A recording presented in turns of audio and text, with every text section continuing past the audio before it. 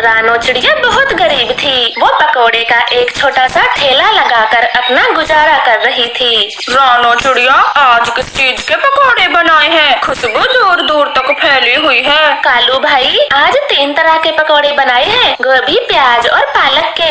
आपको कैसे दूं? पालक के? मुझे हरी चटनी के साथ 2 प्लेट पकोड़े दो। पालक के पकोड़े मेरे फेवरेट हैं। चिड़िया कालू कौवे को पालक के पकोड़े दे देती है। इस तरह से रानो चिड़िया की दिन भर खूब कमाई होती। समय गुजरता गया। एक दिन अचानक से चिड़िया के बेटे की हालत खराब हो जाती है। वो दर्द से चीख रहा था। मम्मा मम्मा, जल्दी घर चले, कुकू भाई के पेट में बहुत जोर से दर्द है।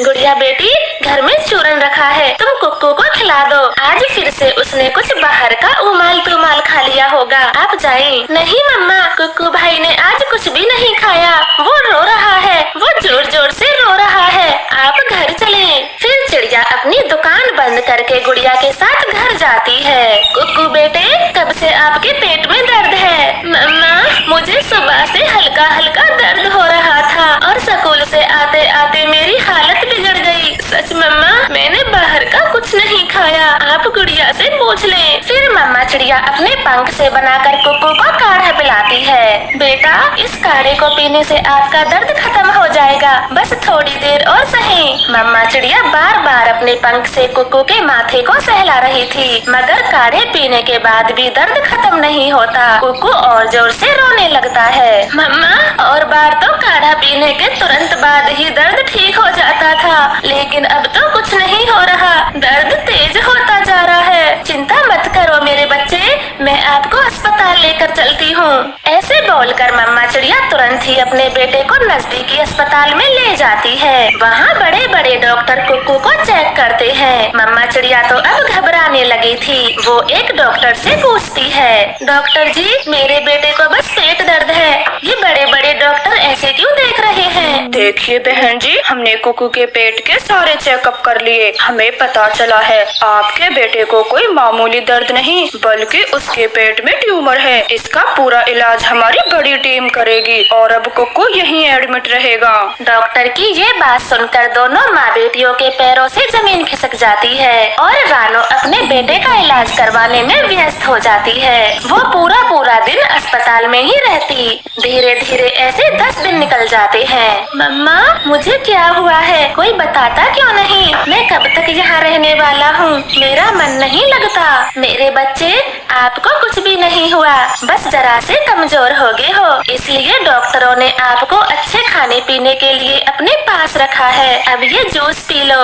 मम्मा, कुक्कू भाई को हम घर कब ले जाएंगे? गुड़िया बेटी, हम बहुत जल्द ही कुक्कू भाई को घर ले जाएंगे, आप भाई के पास रहें, मैं अभी आती हूँ। ऐसे बोलकर मम्मा चिड़िया बड़े डॉक्टर चील के पास जाती है। डॉक्टर साहब, मैं अपने बेटे को घर कब ले जा सकती हूँ? आप अभी कुक्कू को घर नहीं ले जा सकती हो, वो एक बड़ी बीमारी के दायरे में है। उसका एक ही इलाज है, कुक्कू का ऑपरेशन, तभी आपके बेटे की जान खतरे से बाहर होगी। डॉक्टर जी, ऑपरेशन के बाद मेरा कुक्कू स्वस्थ तो हो जाएगा? हाँ हाँ बिल्कुल, ऑपरेशन के बाद कुक्कू पूरी तरह खतरे से बाहर होगा। तुम्हारे पास कुछ समय है, बस तुम ऑपरेशन की फीस भर दो, तभी हम ऑपरेशन कर देंगे। चिड़िया पैसे लेने घर जाती है, मगर उसके संदूक में तो 1 भी रुपया नहीं था, सब पहले ही खर्च हो चुके थे। अरे, मैं तो भूल ही गई, पिछले 10 दिन में अस्पताल का खर्चा भी तो मैंने ही उठाया है, सारे पैसे खर्च हो गए। अब अपने बेटे के ऑपरेशन के लिए 50,000 रुपए कहाँ से लाऊं? चिड़िया ऐसे सोचकर अपने पड़ोसियों से पैसे उधार मांगती है, मगर कोई भी चिड़िया को 50,000 रुपए उधार नहीं देता। कोई रुपये देने को तैयार नहीं है। अब मैं कहाँ से लाऊं पैसे? डॉक्टर ने बोला है ऑपरेशन के लिए अभी समय है, तब तक मैं पकौड़े बेचकर पैसे कमा लेती हूँ। हाँ, मैं ऐसा ही करूँगी। ऐसे सोचकर मम्मा चिड़िया पकौड़े बेचना शुरू करती है। आने वाले कुछ दिन बारिशों के थे, इसलिए बारिश में मम्मा चिड़िया के पकौड़े खूब बिकते हैं। चिड़िया भी दिन रात पकौड़े ही बनाया करती। वाह चिड़िया, बारिश में आपके पंख से बने पालक के पकौड़े खाकर तो मजा ही आ जाता है, तो जल्दी दो। कालू भैया, आप जरा इंतजार करें, सब्जी खत्म हो गई है, मैं अभी बाजार से लेकर आती हूँ और आपके लिए जल्द ही पकौड़े बनाती